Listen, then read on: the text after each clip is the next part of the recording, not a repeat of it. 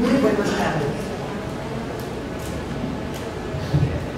Conmemoración del Día de la Dignidad Venezolana del por ahora de Hugo Rafael Chávez Frías al para siempre de Nicolás Maduro Moros, 27 años de la rebelión militar del 4 de febrero de 1992. El embajador de la República Bolivariana de Venezuela en la República Dominicana, Alí de Jesús Uzcategui Duque, les da las más cordiales palabras de bienvenida a esta conmemoración de los 27 años de la rebelión cívico-militar del 4 de febrero de 1992. Saludamos las distinguidas presencias de las honorables autoridades y funcionarios del gobierno dominicano, excelentísimos señores embajadores, embajadoras, demás miembros del cuerpo diplomático y consular acreditados en la República Dominicana, al general de división Juan Pedro Hernández, agregado de defensa de la República Bolivariana de Venezuela, a la comunicadora Ivonne Ferreira, a los movimientos de solidaridad con la República Bolivariana de Venezuela, al personal diplomático, militar y local de nuestra embajada, invitados especiales, señoras y señores, amigos y amigas, todos y todas. A continuación escucharemos las gloriosas notas del himno nacional de la República Dominicana, seguido del himno de la República Bolivariana de Venezuela, Gloria al bravo pueblo.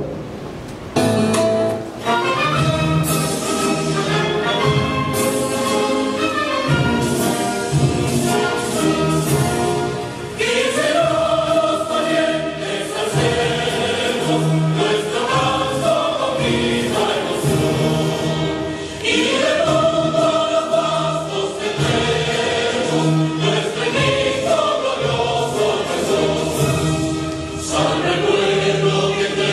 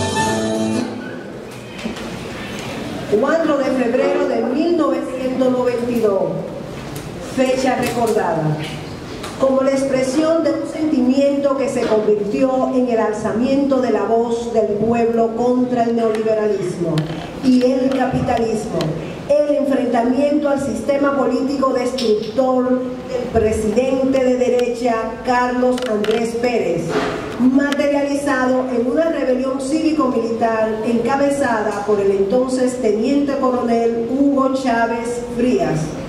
Fue el día de ese célebre pronunciamiento del por ahora, una frase que se convirtió en la esperanza de un pueblo que ahora dice: comandante Chávez, para siempre. Chávez asumió la responsabilidad de la rebelión junto a un grupo de militares y una vez aceptada su derrota temporal, se dirigió al país mediante la prensa local para manifestar que por ahora los objetivos de liberar al pueblo no habían sido alcanzados.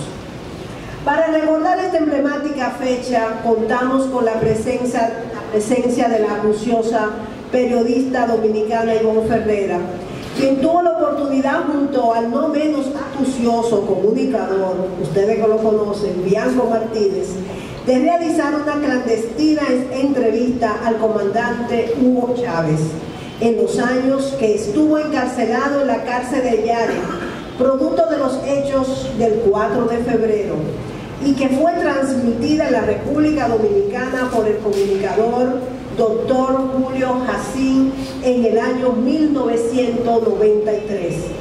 A continuación, la proyección de la entrevista para luego dar la palabra a esta emblemática comunicadora social, compañera, que hoy comparte con nosotros su vivencia, formando parte de esta historia viva de la lucha de un hombre que marcó un antes y un después de la lucha por la soberanía y libertad de un pueblo y que luego se convirtió en el sentir de América Latina y el Caribe.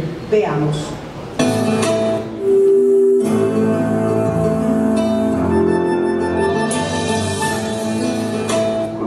Señora, a continuación vamos a dar a conocer 3 entrevistas que nos diera el presidente Hugo Chávez en 3 épocas diferentes. Una, cuando estaba preso como militar acusado de conspiración contra el gobierno de Carlos Andrés Pérez. 2, cuando era candidato presidencial antes de ser electo en el Hotel Quinto Centenario. Y 3, luego de ser electo y antes de tomar posesión en la Viñeta, la casa presidencial de el gobierno venezolano. Ustedes van a ver un resumen de esas 3 entrevistas. Adelante. Ante Venezuela aspira Hugo Chávez y el movimiento bolivariano revolucionario social.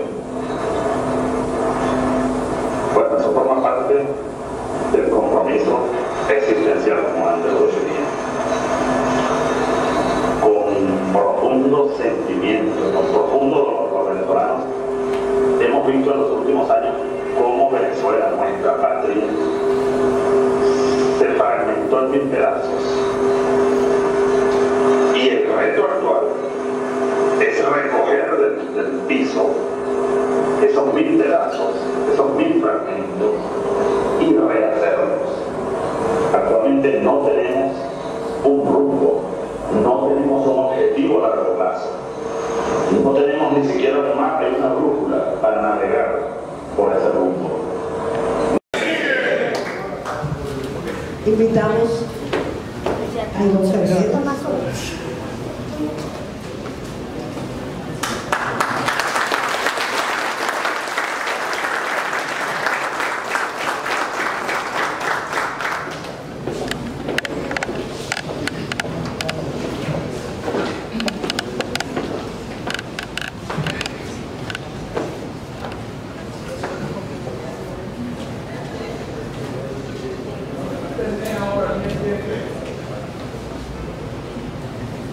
Bueno, entre tanto compartir en las redes, en los WhatsApp, que pasamos la vida entera en esto, Ivonne me contactó y me dice, acuérdate de la entrevista que le hice al comandante, que le hicimos al comandante, y tengo un cuadro que él pintó. Me gustaría iniciar, ahí surgió la idea de invitarla a que viniera a contarnos su experiencia. Entonces creo que debemos comenzar en la génesis.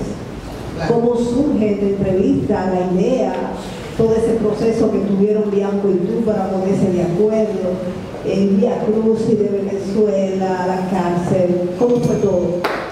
Bueno, muchísimas gracias a todos y a todas por estar aquí. Gracias por invitarnos a compartir una experiencia de ese rato ya, más de 20 años, imagínense. Recordar todos los detalles, pero en esencia no fue difícil ponernos de acuerdo. Estábamos muy claros que eso era el palo periodístico de ese año, que lo lograse. Y había muchos periodistas venezolanos que estaban detrás de esa entrevista. También nosotros, estos reporteros caribeños, que hicimos todo.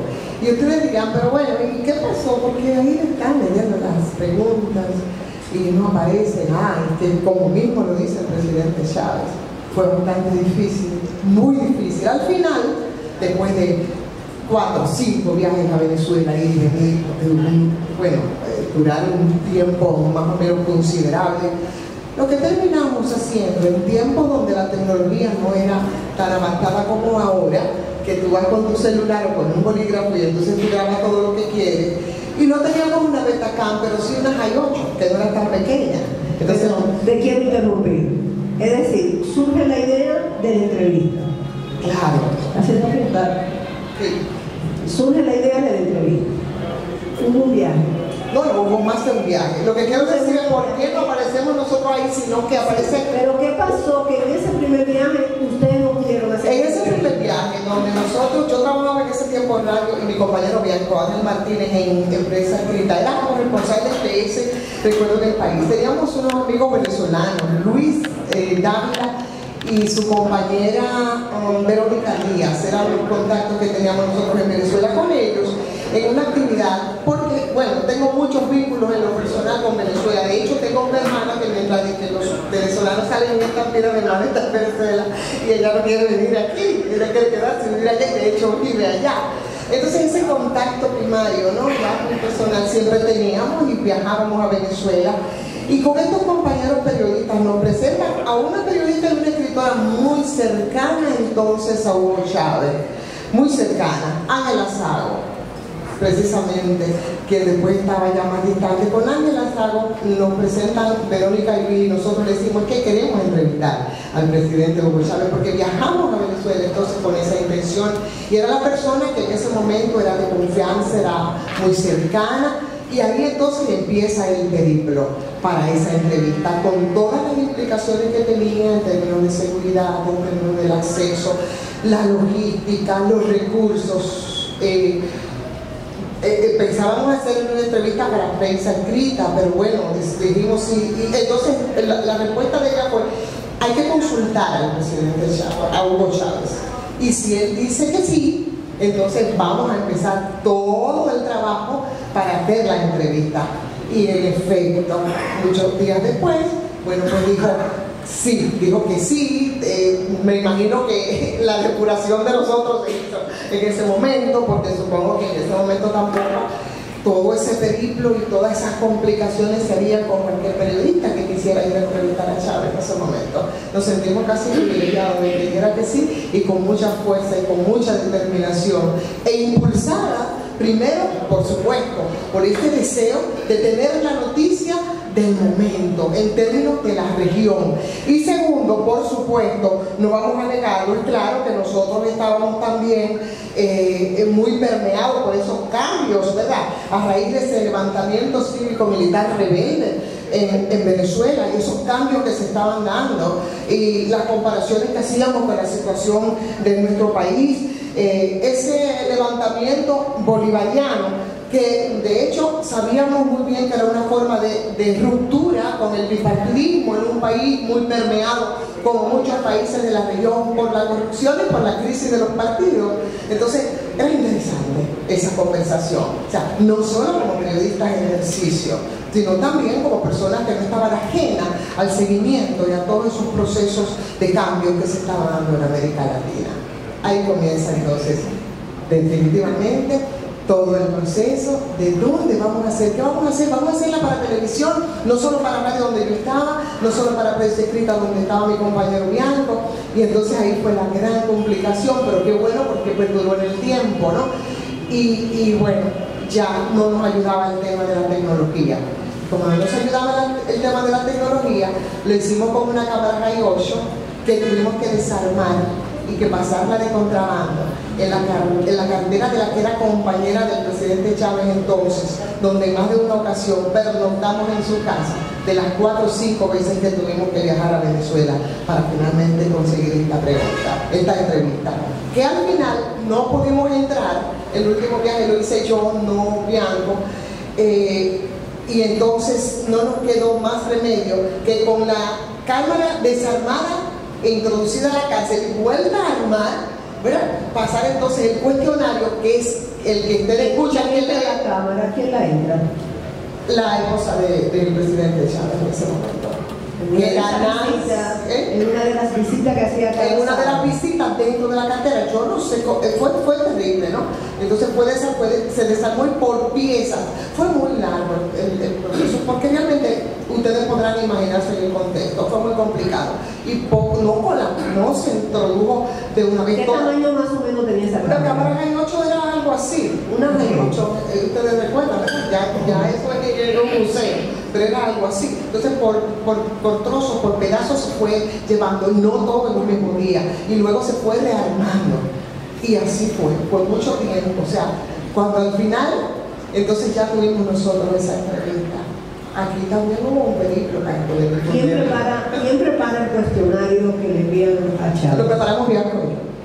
Nos sentamos y entonces preparamos el cuestionario. No era lo que hubiésemos querido, porque no es igual, porque una pregunta trae una respuesta y eso provoca otras preguntas y podía ser una conversación más ágil. Pero finalmente entonces preparamos el cuestionario que un compañero también militar que estaba preso con Hugo Chávez, no sabemos, no supimos nunca cuál es el nombre, quién fue el que lo hizo.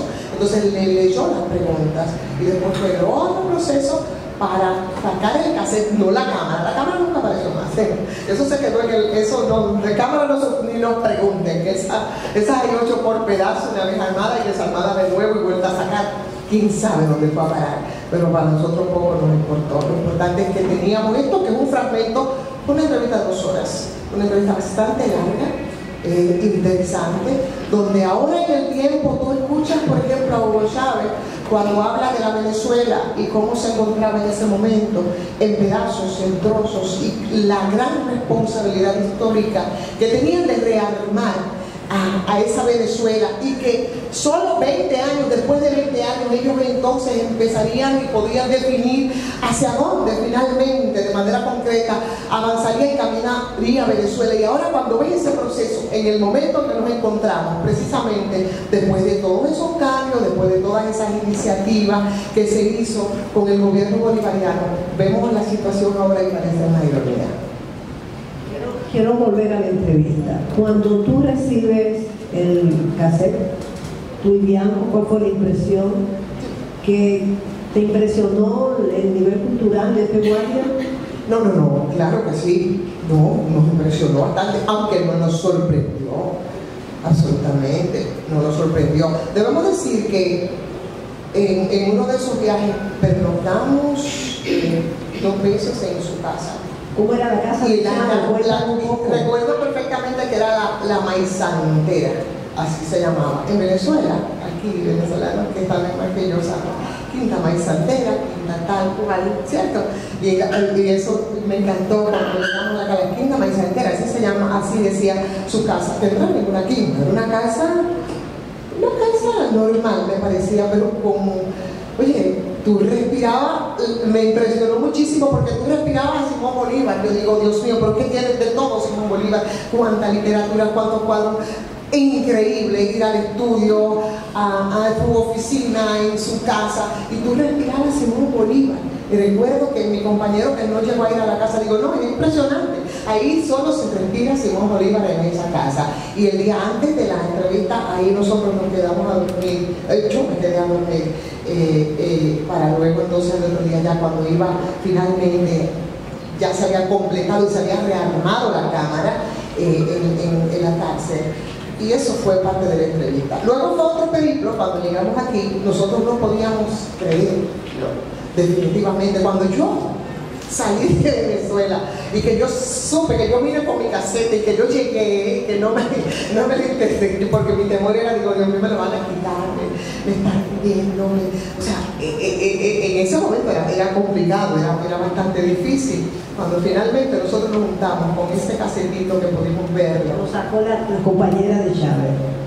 Lo sacó la compañera de Chávez. Y después nosotros, de pasarlo aquí, por aquí tuvimos también nuestro proceso, porque no es que nosotros fuimos enviados por el doctor Julio así, es que finalmente fue la persona que se sentó con nosotros, nos dio 2 horas de su espacio y presentamos la entrevista.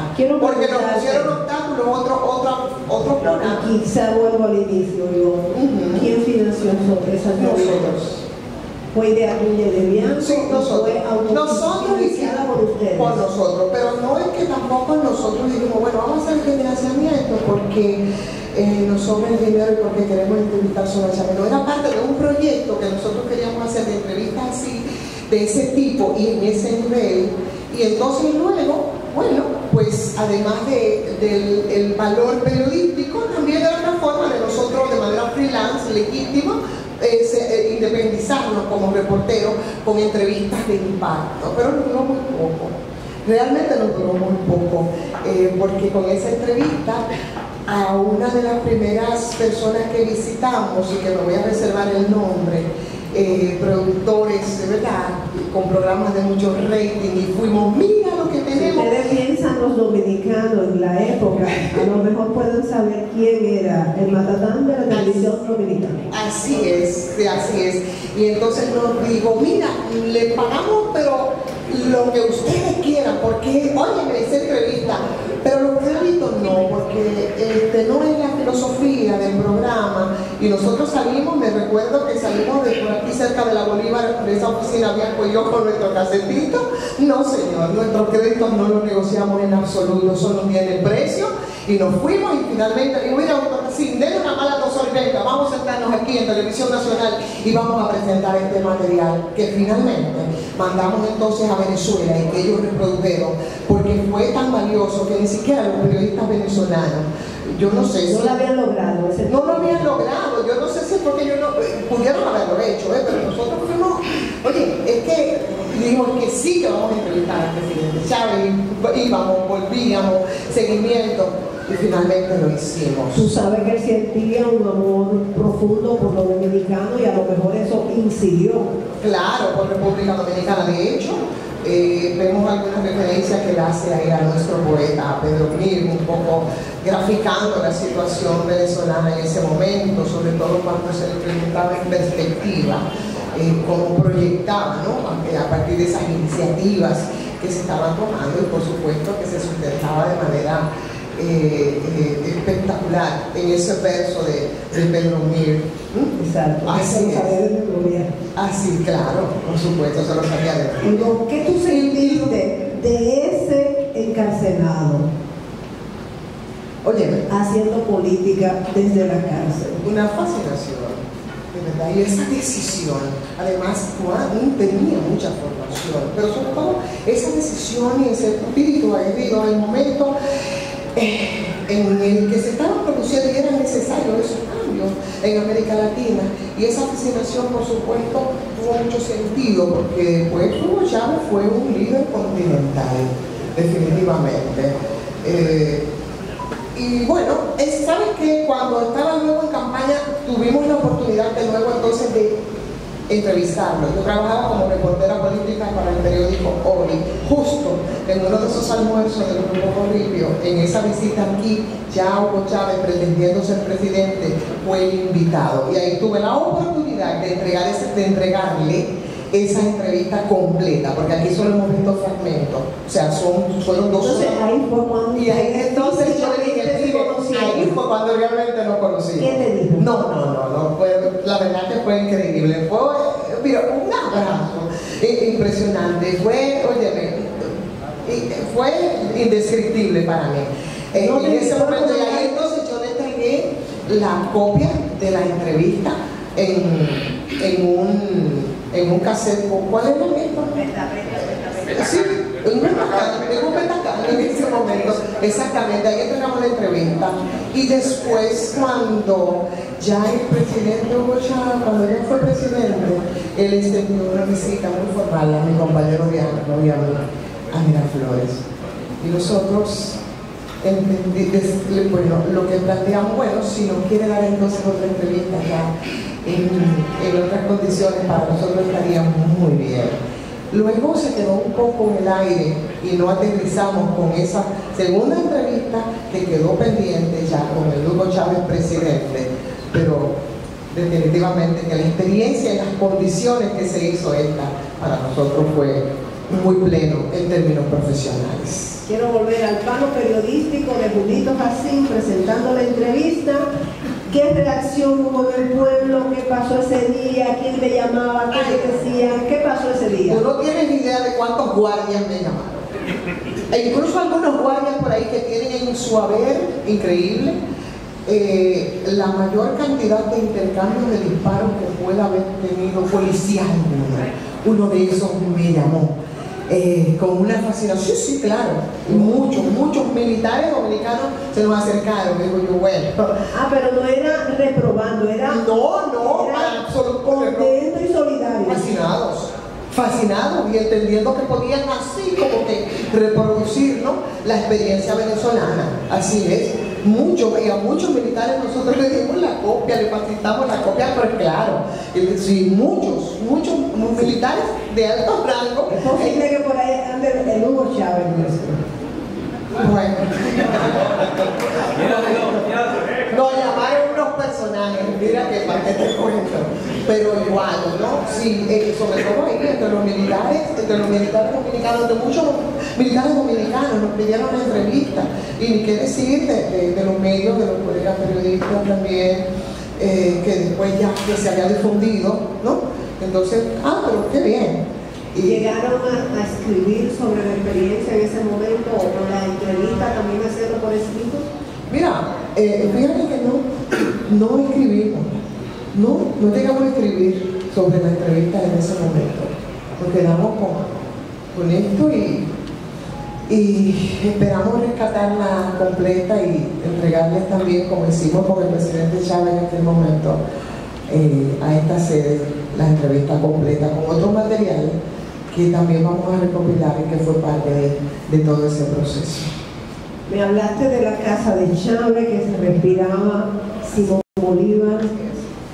Chávez le hizo un obsequio, igual como se lo hizo a Bianco, y él fue a la génesis de Simón Bolívar, lo que fue un José Martí para Fidel Castro, lo fue Simón Bolívar, lo fue Simón Rodríguez para Simón Bolívar. Claro, que fue ese cuadrito, ese él nos mandó 2, que fue este de Simón Rodríguez, dedicado a toda esta ceremonia, ¿no?, porque el material, debido la circunstancia, no fue de los mejores, y a mi compañero uno de Simón Bolívar. Se ha ido deteriorando, ¿verdad?, porque es un material muy malo, pero vamos a tratar de reconstruirlo, recomponerlo y colocarlo aquí en algún lugar. Pero ahí está con su firma, ya en octubre de 1992, y por supuesto la firma de Hugo Chávez, que según decía en la misma entrevista,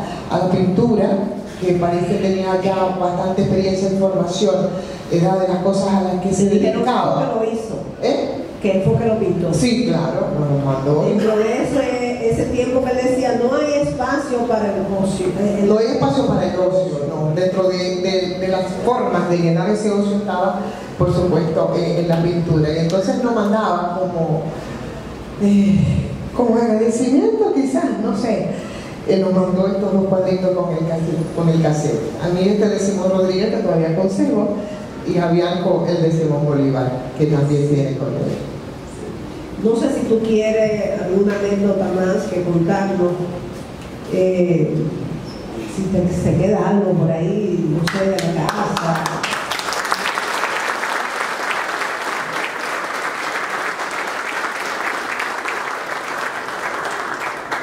Mira, la verdad es que pensar en lo que a nosotros nos movía en ese momento, como periodistas, información, y ver lo que ocurre ahora con Venezuela, pero no solamente con Venezuela, con otros países, es una reflexión más bien en el tiempo, ¿no? También para el mismo ejercicio de la comunicación y del periodismo, por lo que ha sido el papel de los medios de comunicación, la labor mediática en todos estos procesos. Como esos testigos de las historias cotidianas que yo digo que somos los periodistas y que nos toca contarla y contarla de la forma más objetiva, porque luego va a ser la referencia obligada para escribir la historia posterior, y eso implica grandes responsabilidades.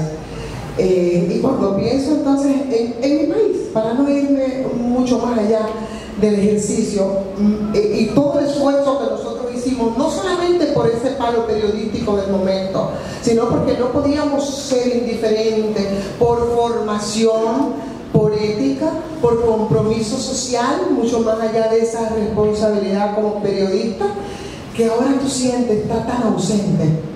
Y eso a mí me preocupa muchísimo en todos estos procesos de cambio, sobre todo en un país que como el nuestro está pendiente siquiera de equivocarse en unos procesos que no solo Venezuela sino otros países latinoamericanos les obligó a avanzar. Yo pienso que aquí nosotros tenemos crisis en los partidos y la corrupción nos avasalla, y eso fue, yo pienso, el salto para ese cambio.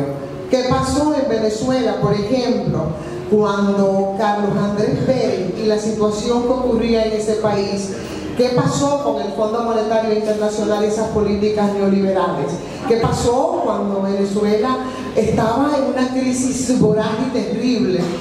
¿Qué pasó cuando no se estimuló entonces a la oposición que haga lo que ocurre hoy en Venezuela? Y más bien, precisamente, los poderosos del norte le dieron 500 millones de dólares para que siguieran avanzando en ese proceso venezolano. Y entonces, bueno, ahí está. Es parte de lo que a nosotros nos corresponde ver, es parte de lo que nos corresponde observar, presentar el contexto de las informaciones, de esas historias cotidianas que nos toca contar con responsabilidad, con mucho sentido de compromiso y, por supuesto, con mucho compromiso social.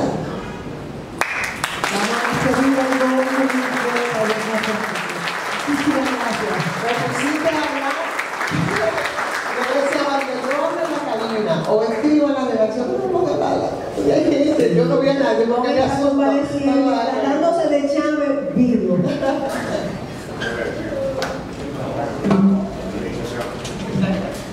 Gracias, Ivonne.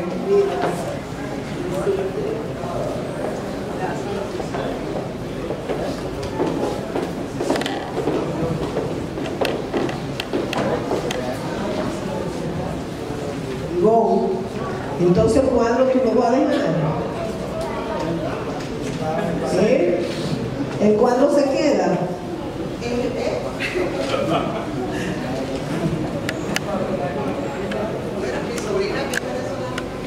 Muchas gracias, Ivonne Ferreira. Por motivo de compromiso, yo sé que tú te tenías que retirar. Ojalá que te pueda quedar, pero si tienes que retirarte, lo entendemos. Gracias.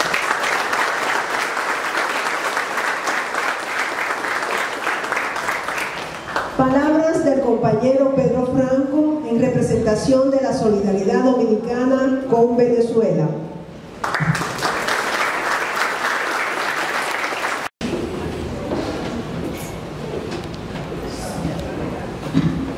Buenas Buenas noches, excelentísimo señor embajador Ali de Jesús Uzcategui Duque, excelentísima embajadora de Venezuela Karina Soto, junto a ustedes, a todo el personal diplomático presente.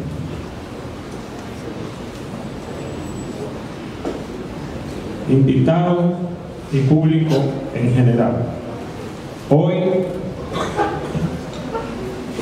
en nuestra condición de secretario de Relaciones Internacionales del Frente Amplio, de los partidos y movimientos progresistas que se coordinan con nosotros, de los compañeros diputados Fidel Santana, presidente,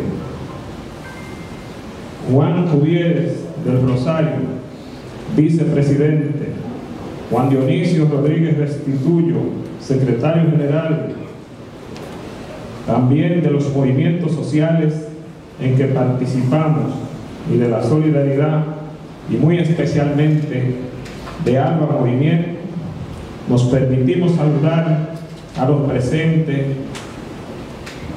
hoy al cumplirse un nuevo año de aquel levantamiento del 4 de febrero.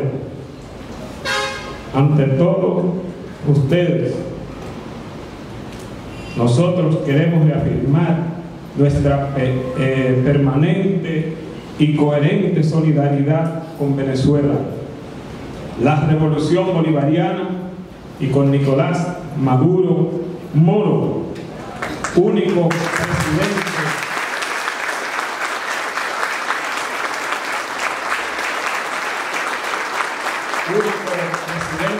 legítimo y continuador de la obra de Chávez. Condenamos el servilismo al imperio del Cártel de Lima, de la OEA, entre otros, y su intento de imponer un gobierno títere en Venezuela. El títere llamado Guaidó no pasará.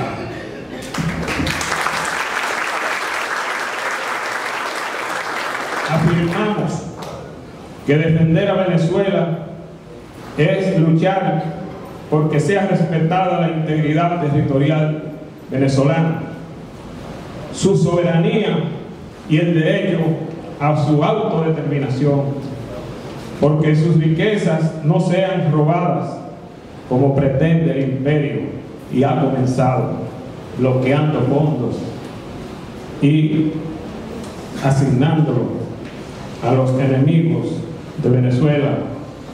Es denunciar la ofensiva mediática, el bloqueo económico que impide a Venezuela comprar comida y medicamentos para su pueblo. Y esto, naturalmente, es la causa de la hiperinflación que vive el pueblo venezolano. Denunciamos la falsedad de la llamada ayuda humanitaria, que es la misma que ofrecieron aquí en nuestro país en 1965, la misma que ofrecieron en 1973 en Chile, la misma que se manifiesta hoy en Siria y en Libia, entre otros, y que ya conocemos porque son los clarines de la guerra y de la destrucción. Demandamos que se levante el bloqueo y las sanciones por ser ilegales. Recordemos que la de los 80 ha sido reconocida como la década perdida en América Latina, la década de los levantamientos populares, y en caso de República Dominicana, el levantamiento de abril de 1984, del cual todavía hoy nos esconden la cifra de cuánta gente fue vilmente asesinada, lo mismo que en el Caracazo, Venezuela, bajo el gobierno de Carlos Andrés Pérez y los ADECO, justamente los que inspiraron los planes de 1984 en nuestro país. ¿Cuántos miles murieron asesinados, llevados a las fosas comunes en nuestros dos países? Buena pregunta que deberían respondernos la OEA, el imperio y todos quienes se movilizan junto a ellos, atacando y calumniando a Venezuela. En Venezuela, diferente a los casos de nuestro país y otros, los movimientos sociales y la población víctima de la represión ADECA al Caracazo encontraron en los militares patriotas del 4F, con Chávez a la cabeza, la sensibilidad de quienes no se avinieron a cumplir órdenes injustas ni a masacrar a su pueblo, uniéndose al pueblo combatiente. Y si bien de inmediato no se obtuvo el éxito, 7 años después el pueblo con su voto legítimo legitimó a la revolución bolivariana y la ha legitimado más de 20 elecciones, más de una por año durante los últimos 20 años. La epopeya del 4 de febrero nos recuerda también a Francis Camaño y a Fernández Domínguez, militares patriotas que, al igual que Chávez,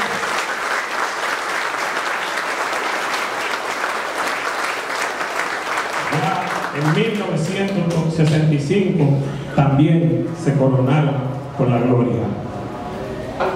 Saludamos la permanente disposición del presidente Maduro al diálogo, el entendimiento con la oposición y la búsqueda de la paz, mientras esa misma oposición y el imperio atizan los tambores de la guerra, la agresión y la intervención militar en Venezuela. Cuestionamos la posición asumida recientemente por el gobierno dominicano y le llamamos a rectificar y unirse a las gestiones de diálogo. Otros gobiernos en las últimas horas han rectificado y hoy apoyan las gestiones de paz. Ese creemos que debe ser el rumbo de la República Dominicana. Maduro, el pueblo, el Partido Socialista Unificado, el Frente de la Patria, las Fuerzas Armadas son los héroes combatientes en defensa de su soberanía y autodeterminación contra la agresión exterior y el entreguismo interior de los apátridas y oligarcas. El bravo pueblo de Simón Bolívar, de Simón Rodríguez y de Zamora se mueve y moviliza. Venceremos. Venceremos porque, como dijo Chávez y repetimos nosotros hoy, cuando la lucha es a muerte, el fiel resiste. El indeciso renuncia. El cobarde traiciona. El burgués se desespera y el héroe combate. Maduro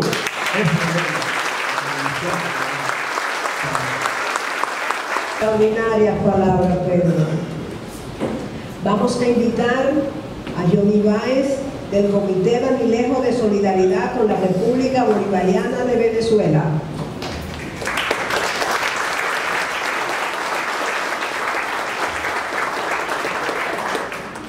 Muy buenas noches. Quiero felicitar a la Embajada venezolana, la persona del amigo, del hermano Ali Jesús Uzcategui Duque, el general Uzcategui. Asimismo, al Comité de Solidaridad de Santo Domingo, así como también al embajador Soto de Cuba, quien nos honra con su presencia. El 4 de febrero marcó un antes y un después en Venezuela, Ese día, a partir del 4 de febrero, es otra historia. Partió la historia venezolana en dos. 4 de febrero, 1992.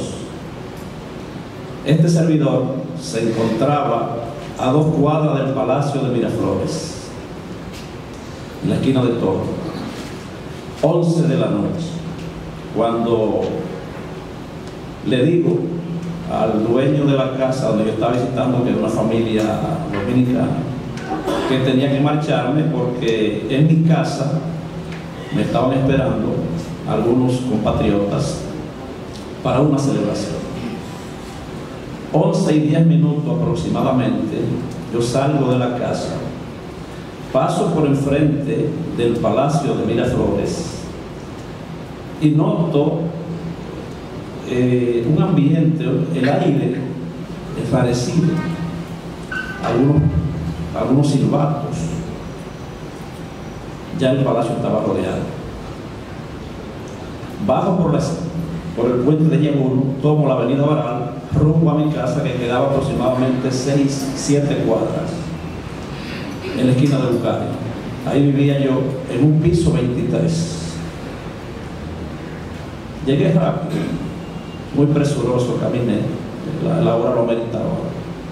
Yo subo al piso 23, donde esperaban algunos compañeros, unos amigos, y allí, en medio de la bebedera, yo no tomo, pero los compañeros estaban. En un momento dado yo me acerco al ventanal, inmenso ventanal que tenía yo, que miraba hacia la parroquia 23 de enero y hacia Miraflores. Pero noto algo raro. Veo el tableteo, escucho, observo luces, fuego. ¿Qué está pasando? Tomé los binoculares y es cuando grito: ¡coño! Están atacando el Palacio de Miraflores. Los compañeros que estaban ahí solo dijeron: ¿y por qué no me cuenta uno de vaquero? En ese momento yo le paso el binocular y dice: sí, es verdad, están atacando el Palacio. Bien. Yo trato de prender la televisión, pero en ese tiempo los canales de televisión de Venezuela culminaban su transmisión a las 11 de la noche. Estaban todos apagados. Tomo el teléfono y ¿qué va? La telefonía en ese tiempo, desde la Cuarta República, estaba tan atrasada que nosotros a veces, para comunicarnos con nuestro país, teníamos que estar 2 y 3 semanas para lograr una llamada. Yo quería comunicarme con Santo Domingo, pero que va, no pude. Infructuosa el esfuerzo y trato de la televisión y que va, y con lo que estamos mirando, lo que está pasando en Miraflores. Ya en ese momento una tanqueta había derribado el portón principal frente al palacio y habían liquidado a unos 6-7 miembros de la Guardia Presidencial, en lo que ellos van avanzando hacia su objetivo, que era nada más y nada menos que de eliminar al presidente de la República. No obstante, en medio de esa confusión, yo sigo intentando hacer una cosa u otra, y es cuando 15 minutos después logro encender la televisión, y sí, ya el presidente Carlos Andrés Pérez había tomado Venevisión. En medio de la confusión, lo habían sacado por los estacionamientos, lo montaron en el baúl de un carro y lo sacaron a Venevisión. Es cuando él se dirige a la nación, a las Fuerzas Armadas inmediatamente, es cuando inmediatamente arropan al Palacio de Miraflores. El comandante aún estaba ahí. Estábamos entre mirando por los ventanales y la televisión cuando llega el general Fernando Ochoa Antich, irónicamente hermano de Enrique Ochoa Antich, un joven revolucionario, era un cuadro de la izquierda. conversa con el comandante Chávez, todavía los militares que los acompañaban estaban renuentes, pero Chávez le hace un llamado a ellos y también a los que estaban ya en Maracaibo. Me parece que Francisco José Cárdenas, coronel de la Guardia, ya había tomado Maracaibo, y otros más. Ellos salieron desde Maracaibo a ese objetivo. Indignado el comandante Chávez por los abusos y el saqueo al que habían sometido a esa nación durante 40 años, el bipartidismo, COPEI y Acción Democrática.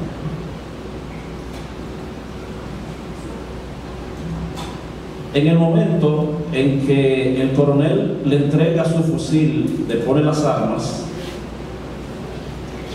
ya ahí termina la transmisión.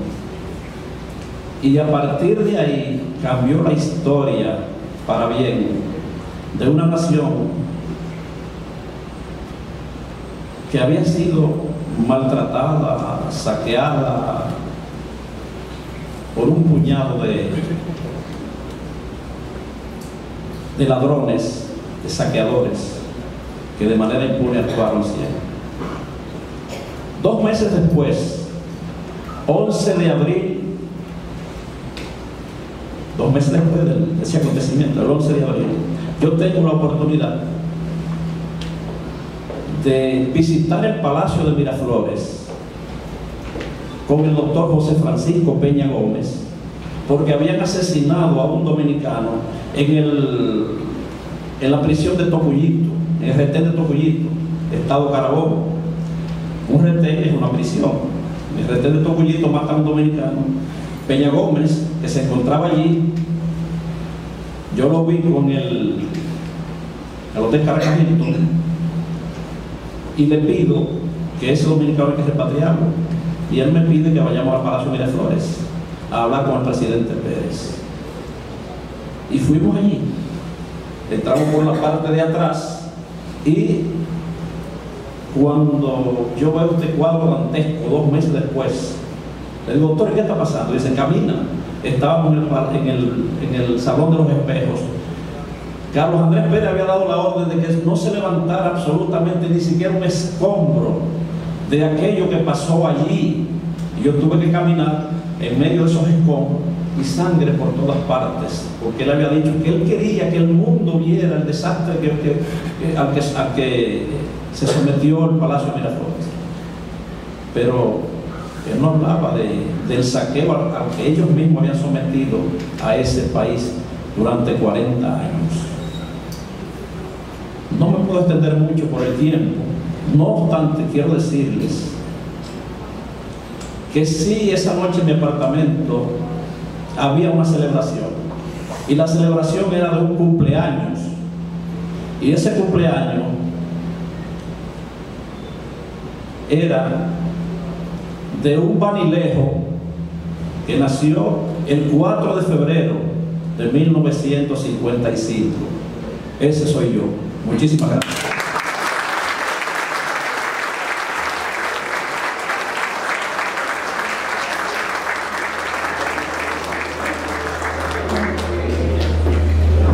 Qué bueno contar con actores de la historia reciente.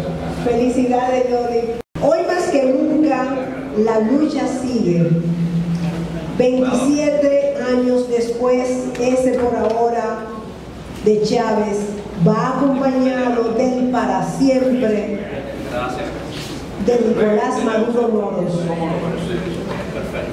quien resiste con dignidad y valentía una de las embestidas más feroces del imperio norteamericano hacia Venezuela.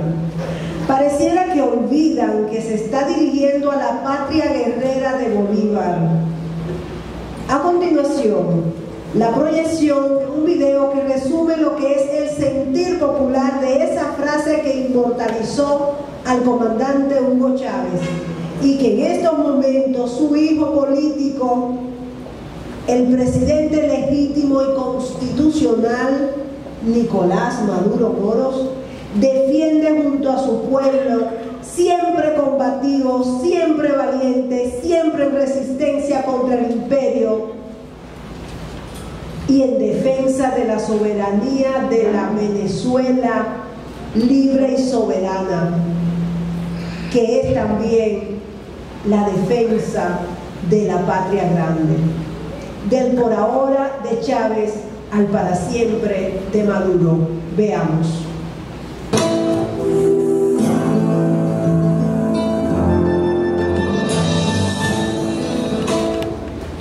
La esencia del 4 de febrero es la rebelión popular bolivariana, es la rebelión militar profunda para defender al pueblo, para defender el concepto de patria. Es la esencia.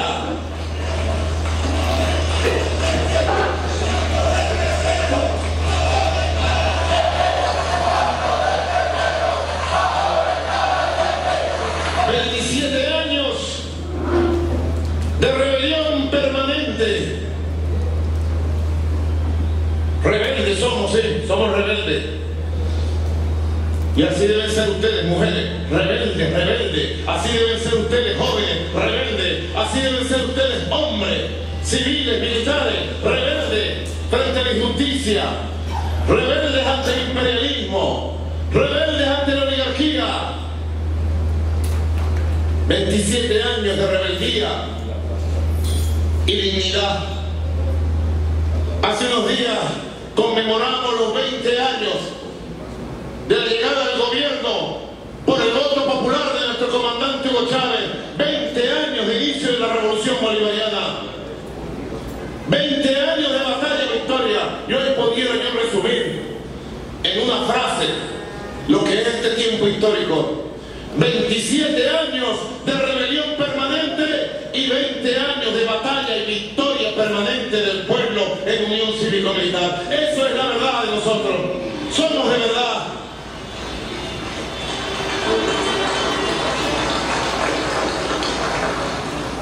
El camino ha sido largo.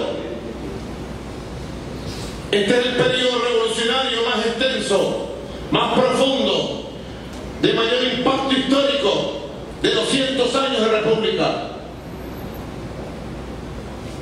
Este es el periodo revolucionario único en 200 años que no ha sido traicionado, como fue traicionado Zamora en 1860, como fue traicionado Bolívar en 1830, como fue traicionado Cipriano Castro en 1908, como fue traicionado al pueblo el 23 de enero de 1958. La clave espiritual, la clave moral de este periodo histórico es que no ha habido ni va a haber traición.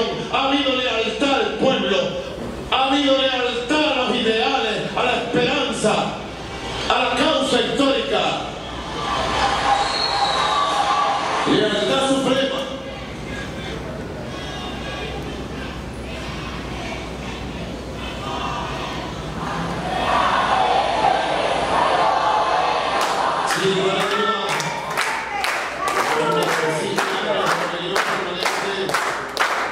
Y en 20 años de batalla y victoria hemos obtenido grandes enseñanzas. Hoy podemos sacar grandes lecciones de todo lo que nuestro pueblo en la Unión Cívico-Militar ha hecho. Sin lugar a dudas hay muchas cosas por hacer hacia el futuro, pero solo nosotros podemos garantizar que se van a hacer a favor del pueblo. ¿Creen ustedes que la oligarquía arrodillada al imperio yanqui estará en condiciones de gobernar para el pueblo en Venezuela? ¿Creen ustedes que esa oligarquía está en condiciones de defender los intereses nacionales en el mundo? Muchas experiencias, lecciones que las llevamos aquí, que llenan de sabiduría la conducción cívico-militar de la revolución. y sabemos que tenemos cuentas pendientes hacia el futuro para la independencia, el desarrollo y la prosperidad económica de nuestro pueblo, que es la principal tarea que debemos asumir de manera laboriosa. A Venezuela no se le puede hacer una promesa falsa de una supuesta ayuda humanitaria. A Venezuela hay que convocarlas al trabajo, a la producción, al crecimiento de nuestra economía. No somos mendigos de nadie. Sí podemos, con el esfuerzo, con el trabajo, con la capacidad productiva. ¿O ustedes quieren convertir nuestra patria en una colonia de mendigos? Rechacemos el show malo y barato que hace esta oligarquía. Quien necesita ayuda mental son ellos mismos, para ver si algún día tienen un poco de decoro y dignidad y se le plantan a quienes desde el norte los tratan y los maltratan con órdenes y contraórdenes. No queremos intervención gringa, no queremos guerra, queremos paz con independencia, paz con dignidad, paz con soberanía nacional, paz con democracia y libertad. Pero dice un viejo adagio: si quieres paz, prepárate para defenderla. Si quieres paz, prepárate para ejercerla.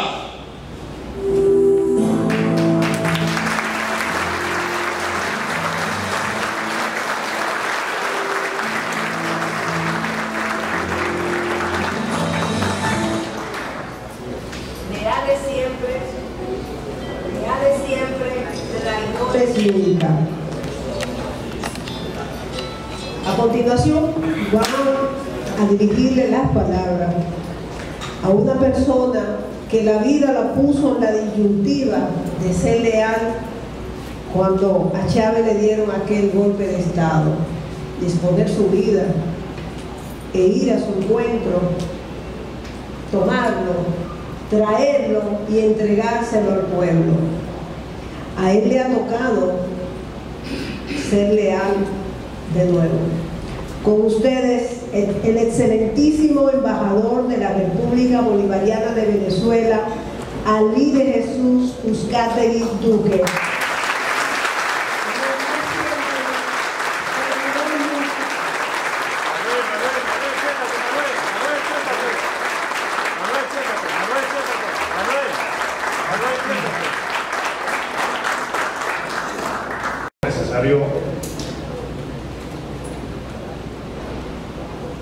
Anunciarlo por el honor que merece. Señor embajador Ramón Ditre, el representante del ministro de Relaciones Exteriores Miguel Vargas Manrado, gracias por su presencia. Viceministro Luis de León, del Ministerio de Educación. Diputado Nacional Fidel Santana. Embajadora de nuestra hermana República de Cuba, Milagros Corina Soto, gracias por su presencia y al grupo de diplomáticos, amigos y hermanos de la República de Cuba. Honorables miembros del cuerpo diplomático y consular acreditado en la República Dominicana. Gran División Juan Pedro Hernández, agregado de Defensa de la República Bolivariana de Venezuela en la República Dominicana, y su esposa, señora Rosana de Hernández, en compañía de los demás integrantes de la agregaduría militar. Honorable Ivonne Ferreras, periodista, que hoy nos relató esta vivencia profunda en sentimiento y en amor, porque el que hace el trabajo de periodismo con amor logra estos resultados. Honorable señora Minerva Reyes, gobernadora de la Plaza Bolívar de Santo Domingo. Señor Macuich, representante de la Alianza por la Democracia. Diomedes Núñez, director de la Biblioteca Nacional Pedro Enrique Ureña. compañeros constitucionalistas, siempre consecuentes con la revolución bolivariana. Señor Virgilio Almarza, presidente del Comité Dominicano de los Derechos Humanos y compañeros del comité.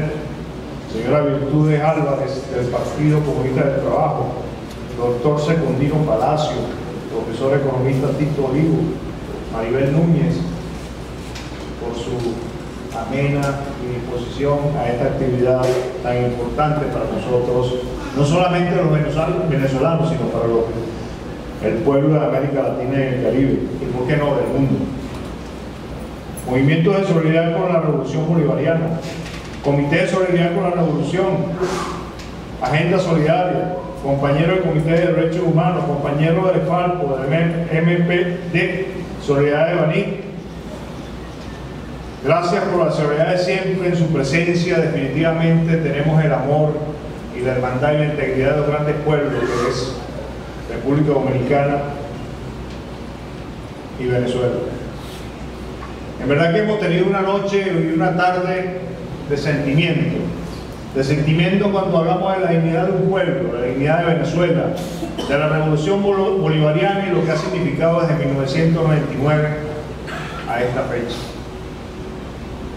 Es importante resaltar que lo que hoy conmemoramos, aparte de tener su presencia y con ello el amor y la admiración a un personaje de nuestra historia, a un hombre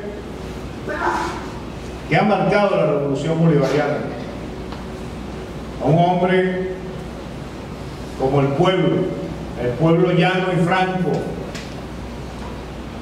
lo recuerda, Hugo Chávez. Por eso nos encontramos acá, por ello, por su esfuerzo, por su importancia. Decía Duarte, vivir sin patria es lo mismo que vivir sin honor.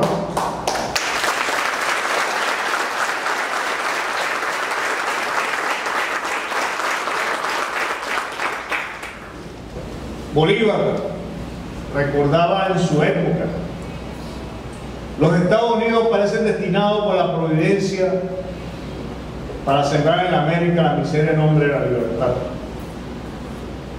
Luego Chávez: no es lo mismo hablar de revolución democrática que de democracia revolucionaria. El primer concepto tiene un freno conservador, el segundo es liberador. Y en eso nos encontramos en estos momentos, en reflexiones. Venezuela, con su origen constitucional basado prácticamente en el árbol de las tres raíces, bolivariana, robinsoniana y zamoriana, tres grandes hombres, héroes de la historia venezolana. Aquí se comparte en nuestra Constitución esos valores.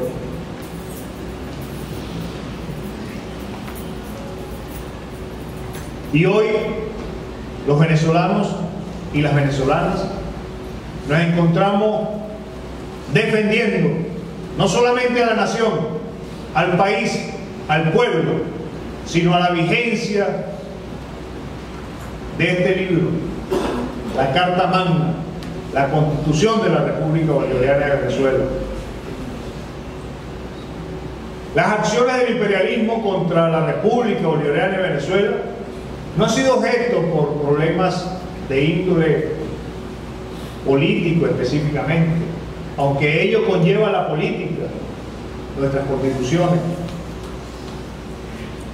Pero como lo recordaba acá hace un momento algunos de los que estaban interviniendo, la Constitución les hace estorbo a la derecha, a la ultraderecha y por qué no al imperio. Desde 1999 hemos estado sujetos a un ataque constante y permanente de intervención, por lo que en el contexto hemos visto a través de estos 20 largos años, pero cortos en el desarrollo de la revolución. todavía seguimos luchando por la libertad e independencia de nuestro pueblo, por la libertad y sobre más de 60 años de bloqueo, más de 60 años de represión económica, porque es represión política, de desconocimiento. Y lo que ocurrió hace 60 años ocurre hoy en día, en el presente, con otros actores, quizás, pero con los mismos procedimientos imperiales de querer adueñarse de nuestros países, de nuestras riquezas y sencillamente mantener una hegemonía imperialista, una hegemonía que nuestro comandante Chávez lo avisoró en aquel momento histórico cuando hablaba de buscar lo multipolar, la relación con otros países de gran potencial, Rusia, China, Irán, Turquía. Ahí está el problema. Se abrió América Latina y el Caribe a otros contextos, a otras naciones, a otras facilidades económicas para nuestro pueblo, no solamente para Venezuela. A través de la integración se logró el ALBA, la UNASUR, la CELAC, Petrocaribe, y vemos cómo todo ello ha sido atacado. El ALBA lo desprendieron a Ecuador, la CELAC nos distorsionaron con el fulano Cartel de Lima, la UNASUR, que fue creada como un elemento de defensa integral de América Latina y el Caribe, también fue desarticulada. ¿Por qué? Porque sencillamente la OEA dejó de representar, y no dejó de representar, nunca representó realmente el concepto de soberanía e integración de nuestro pueblo, como siempre fue caracterizado el Ministerio de las Colonias, de ese gran imperio del gobierno de los Estados Unidos. Hoy nos encontramos en Venezuela a través de diferentes hechos, que hablar de ello tardaríamos días. A veces iniciamos en el 2002 con el golpe de Estado, el 11 de abril del 2002, donde retornó luego el 13 de abril del 2002, nuestro comandante Hugo Chávez Frías. Por una unión de fuerza entre pueblo y fuerzas armadas. Pero es antes, cuando inicia el proceso de desarticulación de nuestra América Latina y el Caribe.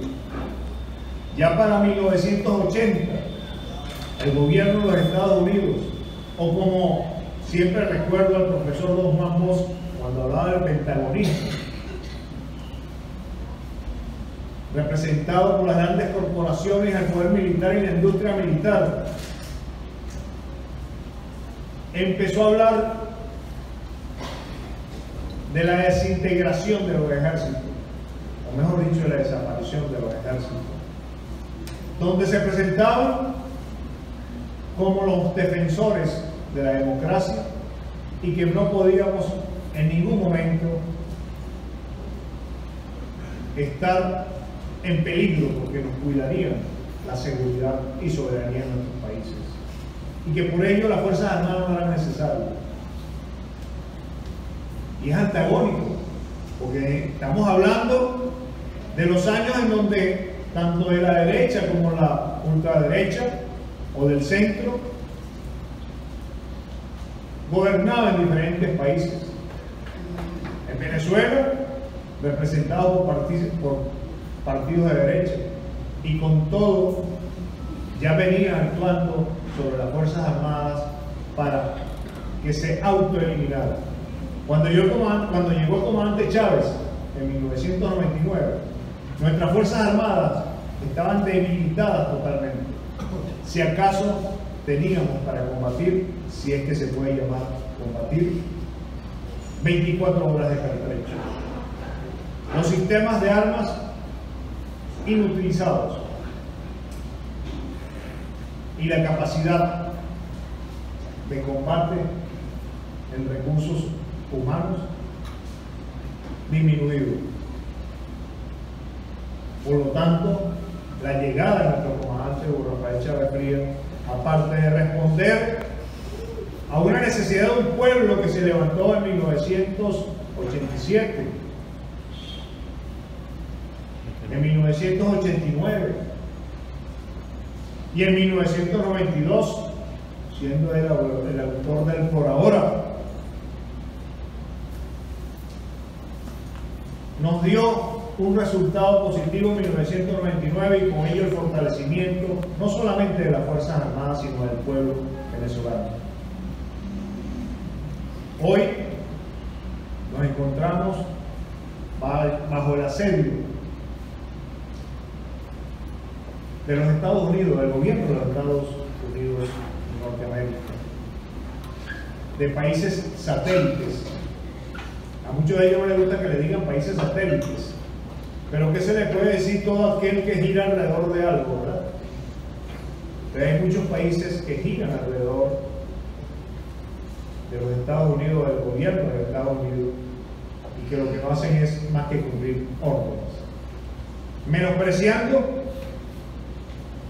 la legalidad internacional, desconociendo la ONU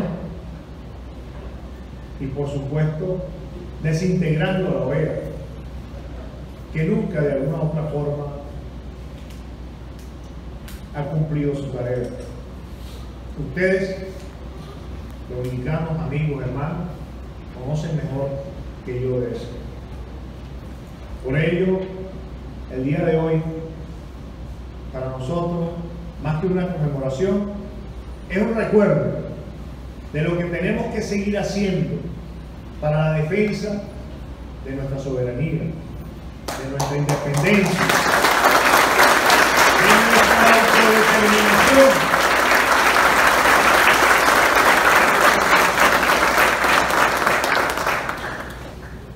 Esta plaza es producto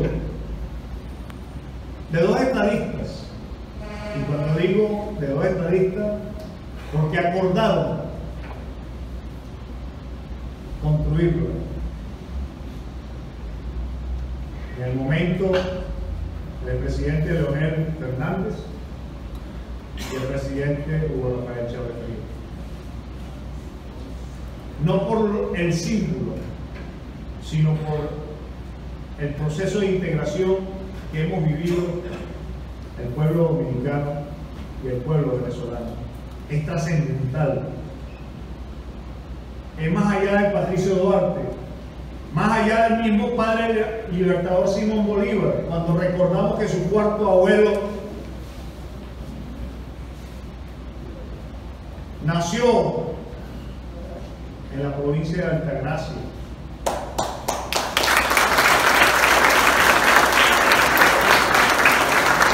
Su generación se da en Venezuela, de nuestro libertador, porque migró después de la muerte de su madre y nace la gesta del libertador Simón Bolívar. Tenemos que recordar al Patricio Duarte, que hizo vida en nuestro país. Algunos recuerdan que murió en condiciones precarias, lo cual es totalmente falso. La familia Duarte dejó un prestigio y con honra legó su apellido a la Unión de los Venezolanos.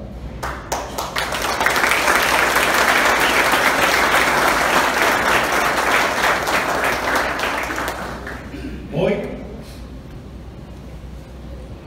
conmemoramos, celebramos